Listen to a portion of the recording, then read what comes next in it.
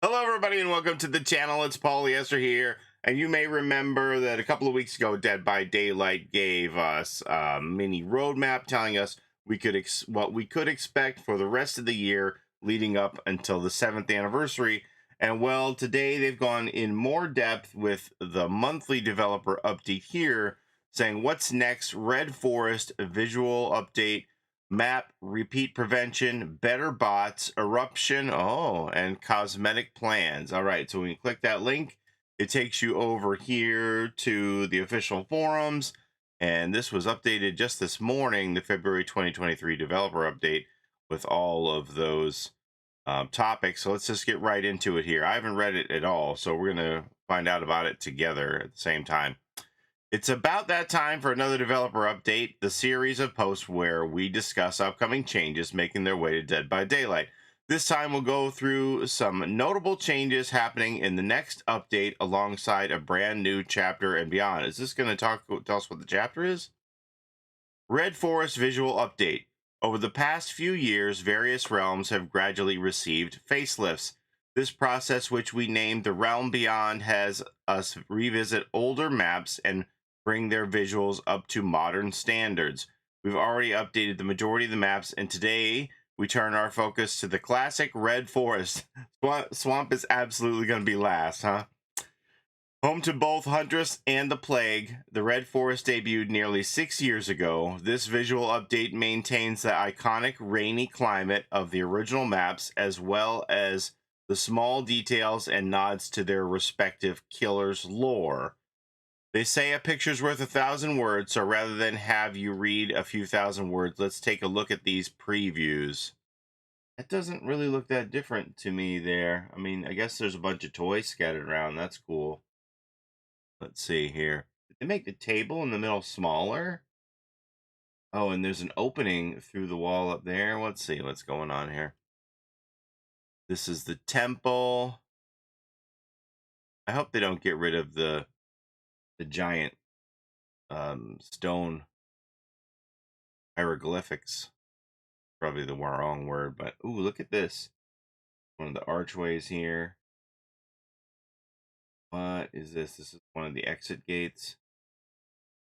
All right, well, we'll see what happens. Speaking of maps, many of you can probably single out a favorite, a map that you're always excited to see. But with so many maps to choose from, you probably don't want to play the same map several times in a row, even if it happens to be your favorite. Variety is the spice of life, and variety in Dead by Daylight is no exception. No longer will you need to resort to map offerings in a plea to the entity to stop sending you to the fractured cowshed. Map repeat prevention is here. This new feature eliminates the possibility of playing the same map twice, so long as a map offering is not used. The same goes for any other players in your trial.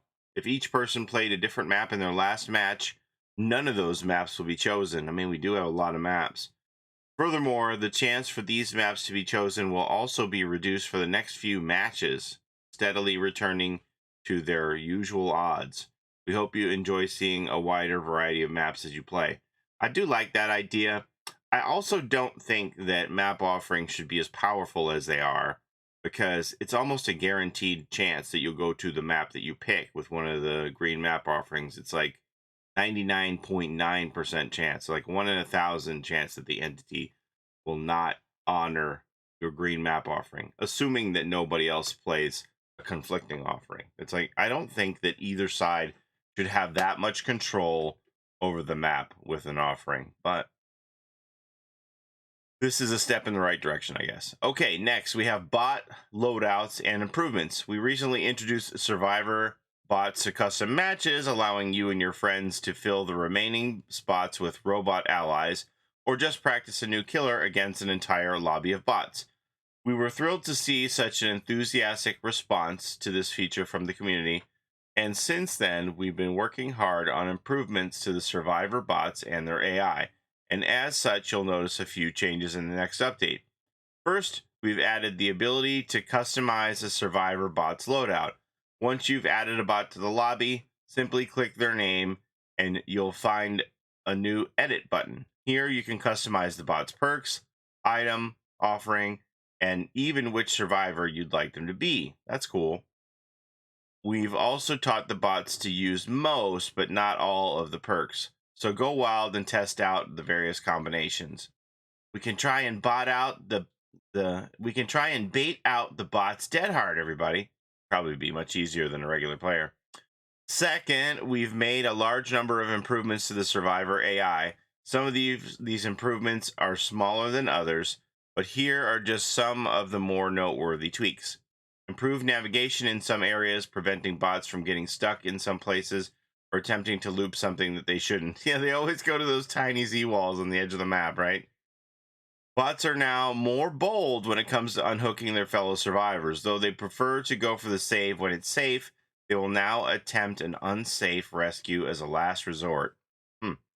Bots will now... Can I get some bots in my regular games? Anyway, bots will now actively attempt to seek out totems when using totem hunting perks such as small game or counterforce. And bots will now react to some audio cues such as the Wraith's bell. Previously, they would only respond to the terror radius. Ding, ding. And they're just like, yeah, I'm just working on this gen. It's fine. Bots will now react... Oh, sorry, I read that. Bots have learned to better respond to certain killer powers. For example, they'll now crouch near the hag's traps and disarm bear traps. That's cool. Bots will now attempt to break line of sight in a loop while a ranged killer is aiming at them, and many, many more. Wow, the bot technology these days, you know? We've been warned about AI and the dangers here. Skynet is becoming self-aware. Bots are by no means meant to replace a real person, but, you know, it kind of sounds like they could. But we hope these improvements will make them a slightly more realistic practice buddy. That's cool. Perk changes, here we go. Although we typically save perk changes for our mid-chapter updates, we had a little room in this chapter to squeeze in a few perk tweaks. We're in the midst of planning another package of perk changes for the next major update. Wow, so that would be for the next mid-chapter? 2 months from now, something like that? Eruption. Eruption has been a hot topic as of late, and for good reason. This perk was updated in our meta shakeup last year and has steadily grown in usage ever since. These days, it has solidified its spot in the new meta. Many of you have raised concerns surrounding how the perk disproportionately affects solo players, since solo players cannot warn their teammates when they're about to go down. I mean, it's kind of difficult to do even on comms. Their teammates cannot stop working on the generator to avoid the incapacitated effect.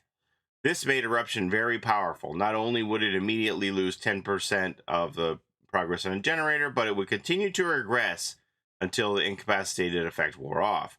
This made Eruption a very clear choice for any loadout, not only regressing generators, but also preventing further repairs from being done. To bring Eruption more in line with other generator perks, we have made a few changes. All right, let's hear it. First, Eruption will now cause the generator to lose 10% of its current progress, not total progress. This means the effect will be less severe on generators with less progress, but more impactful on generators that are nearly completed.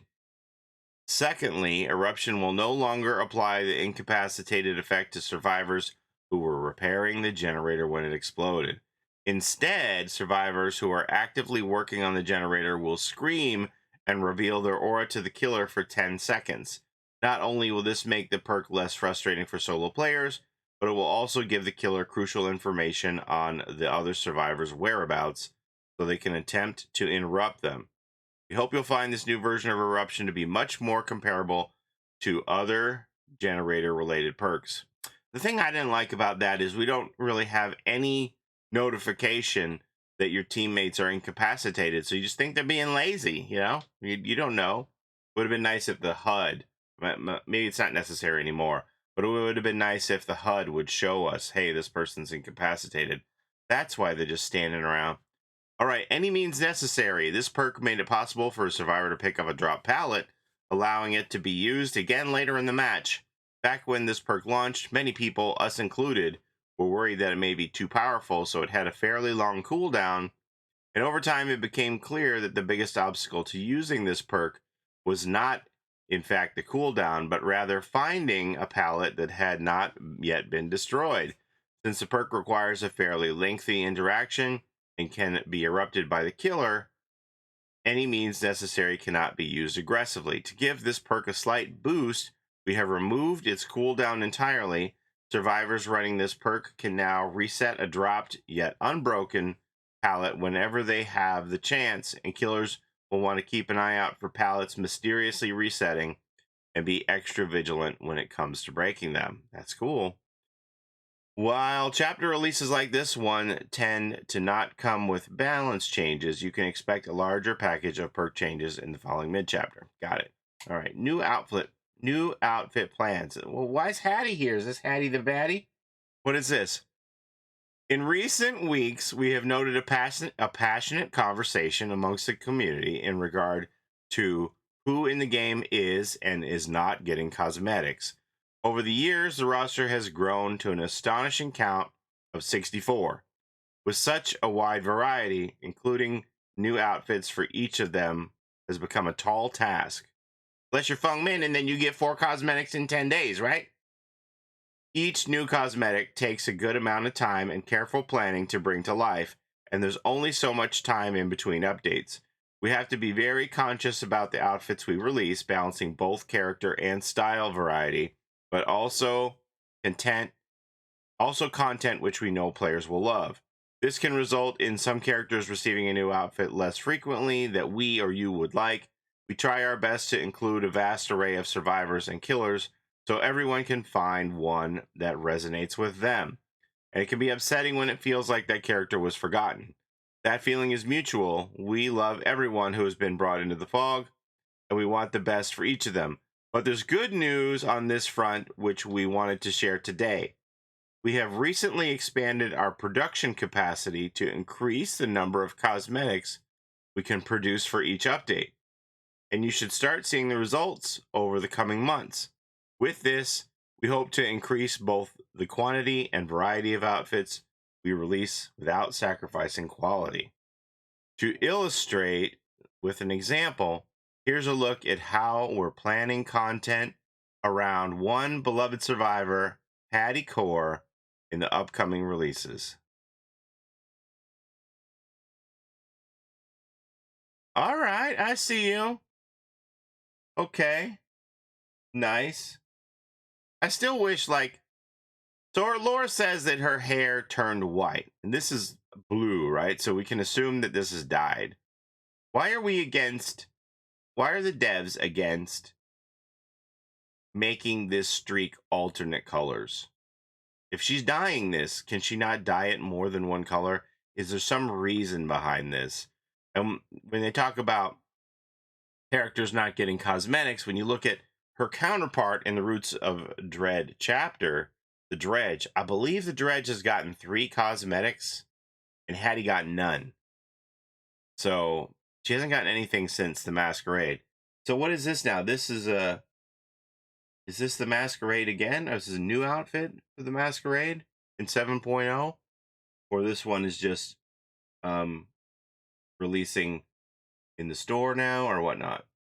Anyway, seeing anything on this front is a positive. While the example above will not always be possible across all killers and survivors, it's the type of release scope we'd like to see for the whole cast, especially newer ones who have joined the fog. We're all looking forward to this increased output capacity in our outfits. We'll be happy to share more as we progress. That's good news. I mean, you obviously, you won't be pressured to buy everything, but at least if they have more cosmetics available and a variety for all characters to evenly distribute it for characters who aren't getting a lot of stuff. Some people say to me, well, you know, I feel like it's a chicken or the egg situation. Would you play a character more if they had more outfits or not, you know? So are people not playing the character because they don't have enough variety of outfits, or are the devs not giving them outfits because people don't play the character? You know what I mean? So I like to see more outfits for more people for sure. Oh, an update on cheating. Wrapping things up, we have a quick update to our ongoing plan to combat cheating. Not only have we continued to detect and patch out various cheats since our last update, but we've also expanded our team. We've recently welcomed a new team lead to our growing security team who will help coordinate our efforts moving forward. Ooh, nice. And with that, we've once again reached the end of our developer update. Most of the changes we talked about today will be available to try during the public test build starting next week. And as always, we'll be keeping a watchful eye out for your feedback once you've had a chance to try them out. Until next time, the Dead by Daylight team. PTB next week, and we don't even know what it is. What the heck? Are we going to get a teaser today? All right, so let me know in the comments what you think of what's written in this developer update. What are you most excited about? What are you most concerned about? Do you hate it? Do you love it? I want to know. You tell me in the comments what is up. But that's all I have for today. Thank you so very much for watching. As always, I appreciate the time that you spend here with me on my channel. Don't forget to take care of each other in and out of the fog, and we'll see you next time. Have a great day, everybody. Bye-bye.